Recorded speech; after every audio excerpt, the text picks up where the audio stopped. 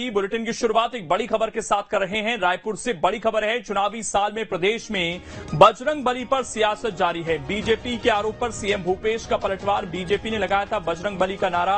बजरंग बली का गदा भी बीजेपी पर ही पड़ा, ये बात सीएम ने कही। कांग्रेस को बजरंग बली का आशीर्वाद मिला है, हमारे साथ बजरंग बली है, बीजेपी के साथ बजरंग दल है। छत्तीसगढ़ में बीजेपी कांग्रेस पर चुनावी दिनों में हिंदुत्व का माहौल बनाने का आरोप लगा रही है। इस पर मुख्यमंत्री भूपेश बघेल ने पलटवार करते हुए कहा कि बजरंग बली का नारा बीजेपी ने लगाया था और बजरंग बली का गदा भी बीजेपी पर पड़ा, लेकिन कांग्रेस को बजरंग बली का आशीर्वाद मिला है।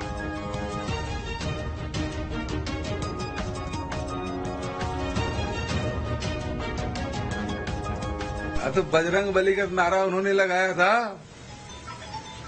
और बजरंग बली का गदा किसके सिर पे पड़ा? तो बजरंग बली तो हमें आशीर्वाद मिला कांग्रेस को, तो बजरंग बली हमारे साथ, बजरंग दल उनके साथ। मंत्री भूपेश बघेल को आपने सुना और उन्होंने कहा कि हमारे साथ तो बजरंग बली हैं, उनके साथ बजरंग दल है, हमें आशीर्वाद मिला हुआ है और इसी को लेकर उन्होंने अपनी बात रखी। लेकिन छत्तीसगढ़ में भी ये मुद्दा गरमाएगा और इस वक्त जो बीजेपी की सियासत रहती थी, जिस तरह की बीजेपी को यह डर है कि कांग्रेस उसी राह पर चल रही है, ऐसे में चुनाव में कांग्रेस को इसका फायदा मिल सकता है, क्योंकि अभी कुछ दिन पहले रामायण महोत्सव हुआ। इसके अलावा भी कई कार्यक्रम ऐसे किए गए हैं भूपेश बघेल की तरफ से, चाहे गाय को लेकर हो, माता कौशल्या के मंदिर को लेकर हो, राम वनगमन पथ को लेकर हो, जिससे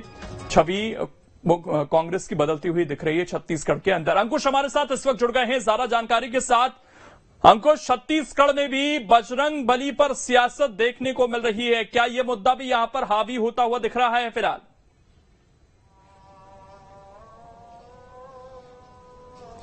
देखिए, जिस तरीके से छत्तीसगढ़ के मुख्यमंत्री भूपेश बघेल का बजरंग बली और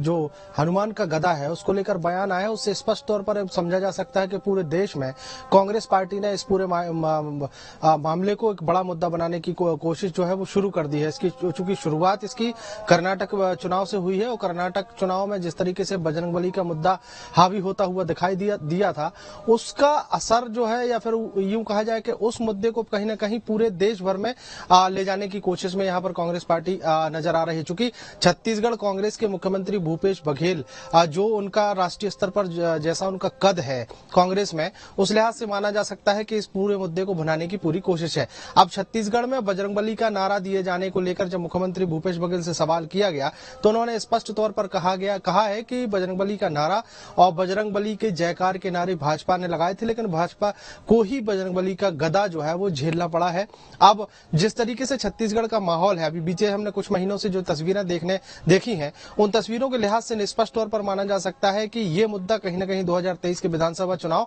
छत्तीसगढ़ में भी देखने को मिलेगा, जहां पर बजरंगबली का जो मुद्दा है वो हावी होता हुआ दिखाई देगा। हावी होने का कारण ये है कि जिस तरीके से भारतीय जनता पार्टी के कुछ विशेष मुद्दे हुआ करते थे, जिन मुद्दों के आधार पर बीजेपी लगातार चुनावी मैदान में रही है, उन मुद्दों को कहीं न कहीं छत्तीसगढ़ कांग्रेस और छत्तीसगढ़ की सरकार मुख्यमंत्री भूपेश बघेल के द्वारा अपने पाले में लाने की पूरी कोशिश की थी और उस कोशिश में कहीं न कहीं सफलता जो है वो कहीं न कहीं कांग्रेस को मिलती हुई नजर आई है। छत्तीसगढ़ में राम वन गमन परिपथ की शुरुआत, छत्तीसगढ़ में माता कौशल्या मंदिर का जो पुनर्निर्माण है उसकी तस्वीरें, और छत्तीसगढ़ में राष्ट्रीय आदिवासी नृत्य महोत्सव के बाद छत्तीसगढ़ में राष्ट्रीय रामायण महोत्सव का आयोजन ये बताता है कि आने वाले चुनाव में ये तमाम मुद्दे जो बीजेपी के पास हुआ करते थे वो मुद्दे कांग्रेस पार्टी ने छीन लिए हैं। अब कर्नाटक चुनाव से शुरू हुआ बजरंगबली का मुद्दा कहीं न कहीं छत्तीसगढ़ में भी देखने को मिलता हुआ दिखाई दे रहा है। और उसके ठीक पहले का अगर हम कल की तस्वीरों की बात करें तो कल जिस तरीके से मध्य प्रदेश में कांग्रेस पार्टी का एक बड़ा कार्यक्रम था जबलपुर में और प्रियंका गांधी उसमें आई हुई थी, उस कार्यक्रम के दौरान उस परिसर में, जिस परिसर में ये पूरा सभा हुई है, उस परिसर में भी हनुमान जी का गदा हमको देखने को मिला था। तो कुल मिलाकर स्पष्ट तौर पर कहा जा सकता है कि पूरे देश में कांग्रेस पार्टी अब बजरंगबली के मुद्दे के आधार पर चुनावी मैदान में है और अब ये मुद्दा जो है बीजेपी से खींचकर अपने पाले में लाने की पूरी कोशिश है और इसी नाम पर, इसी मुद्दे के आधार पर चुनाव लड़ने की तैयारी है। शुक्रिया आपका जुड़ने के लिए अंकुश और जानकारी देने के लिए। आगे बढ़ते हैं।